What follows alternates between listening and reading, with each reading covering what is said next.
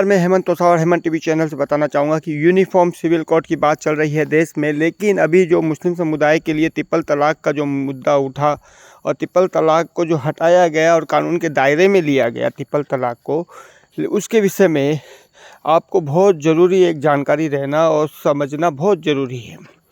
क्या आपको लग रहा है कि मुस्लिम समुदाय में जो ट्रिपल तलाक था, जो कानून के दायरे में लिया गया, हिंदुस्तान में, भारत में कानून के दायरे में लिया गया, क्या उसका पालन किया जा रहा है सही तरीके से? क्या ट्रिपल तलाक आ जाने से क्या तलाक नहीं हो रहा है, हलाला नहीं हो रहा है?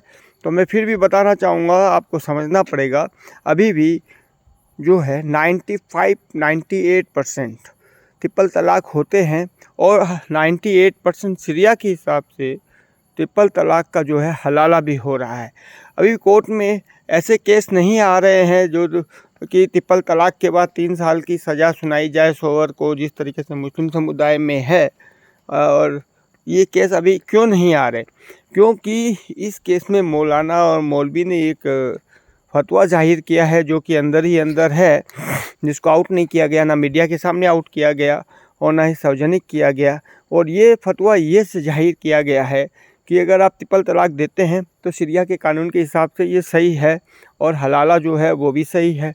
यानी वेश्या खाना का जो धंधा है, वेश्या खाना का जो बिज़नेस जो ज़ोरों से चल रहा है, हलाला के नाम पर जो रेप हो रहा है, खुले सरेआम जो सेक्स रैकेट हो रहा है और रेप का जो खुला नंगा खेल खेला जा रहा है, वो भी अभी भी देश में खेला जा रहा है भयंकर तरीके से।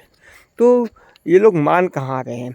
आपको याद होगा इंदिरा गांधी की समय नसबंदी का जो एक दौर चला था, जिसमें कि हिंदुओं को पकड़ पकड़ के नसबंदी की गई थी, हिंदुओं की ही नसबंदी की गई थी। लेकिन वो नसबंदी इंदिरा गांधी ने रखा था देश के सभी समुदाय और सभी जातियों के लिए, पर मुस्लिम समुदाय ने ये कहकर उसको विरोध कर दिया था कि ये उसके इस्लाम के, कुरान के खिलाफ है और हराम है।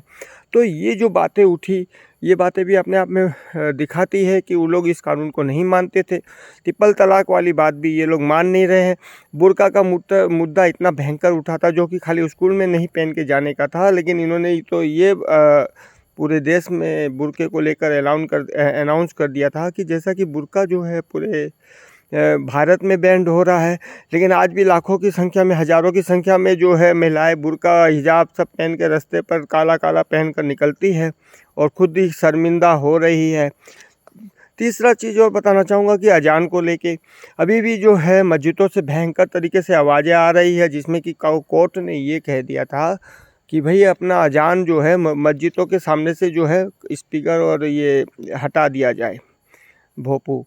तो ये अभी भी नहीं हटाया गया है। तो ये लोग मानने को तैयार ही नहीं है। ये लोग देश को कानून को नहीं मानते, देश के, भारत का संविधान नहीं मानते और ना देश को मानते हैं। ये लोग जो है भारत को मानते ही नहीं है। सबसे बड़ी बात है, मुस्लिम समुदाय जितने भी भारत में रहने वाले मुसलमान हैं, वो लोग देश का किसी चीज़ को नहीं मानते। अब देखिए ट्रिपल तलाक की बात मैंने जैसे बताई, ये बात सत्य है। ट्रिपल तलाक अभी भी हो रहा है, लेकिन अभी कानून के दायरे में नहीं ले रहे हैं इसको, और हलाला हो रहा है और इसी को बोलते हैं रेप और सेक्स रैकेट। तो ये बताइए मेरे को कि यूनिफॉर्म सिविल कोड जब आएगा और इसके बाद जो मुस्लिम समुदाय का मुस्लिम लीग और मुस्लिम जो कानून बनाया हुआ है, अगर वो ख़त्म हो जाता है पूरी तरह, बुरी तरह, तो क्या मुस्लिम समुदाय जो है भारत में रहने वाला, क्या मुसलमान यूनिफॉर्म सिविल कोड को अपनाएगा कि खाली हिंदुओं पर ही थोपा जाएगा, हिंदुओं पर ही लादा जाएगा? तो ये बहुत बड़े सोचने और समझने की बात है। और अगर ये कानून आता है तो इस कानून में ऐसा पेच होना चाहिए जो यूनिफॉर्म सिविल कोड और भारत के कानून और संविधान को ना माने, उसका जो है वोटिंग पावर ख़त्म कर देना चाहिए। और जो उसका जो आइडेंटिटी जितनी भी बनी हुई है देश में, जो प्रॉपर्टी है वो ना खरीद सके, ऐसा ही कानून बनाना चाहिए। जो भारत के संविधान और कानून को ना माने, उसको ना भारत में प्रॉपर्टी खरीदने का राइट है और ना ही भारत में नागरिकता हासिल करने का राइट है। और जो बांग्लादेशी और फिरंगी और पाकिस्तानी जो घुसपैठिए जो घुस चुके हैं भारत में, तत्काल CA/NRC का जो डंडा है वो लगाकर उनको लात मार के बाहर फेंका जाए। और जो मुस्लिम समुदाय जो भारत के हैं, अगर वो उसका समर्थन करते हैं तो उसका भी जो है नागरिकता का जो आधार कार्ड है या वोटर आईडी कार्ड है या जो आइडेंटिटी है भारत की, उसको भी ख़त्म और रद्द किया जाए। माने आतंकवादियों का साथ देने वाला भी आतंकवादी कहलाएगा, गुनाहगारों का साथ देने वाला भी गुनाहगारी ही कहलाएगा। तो ये एक देश में कानून होना चाहिए और तत्काल जो है भारत सरकार इस बात को ध्यान से और समझ ले अच्छे तरह से कि भारत में अगर भारतीय जनता पार्टी को अगर भारत के लोगों ने जिता कर भेजा है तो एक्शन दिखना ज़रूरी है। खाली ऊपरी जो लाया लपेट करने की बात अगर भारतीय जनता पार्टी करेगी तो ये भारतीयों के लिए बहुत बड़ा धोखा होगा और बहुत ही बड़ा भारत के भारतीयों के लिए गद्दारी होगी।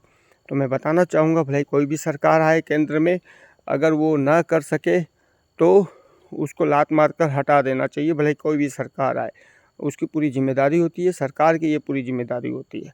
मैं इसी के साथ हेमंत तोसावर, हेमंत टीवी चैनल से मैं चाहूँगा कि आप इसे लाइक करें, सब्सक्राइब करें, शेयर करें और कमेंट बॉक्स में कमेंट करें। धन्यवाद।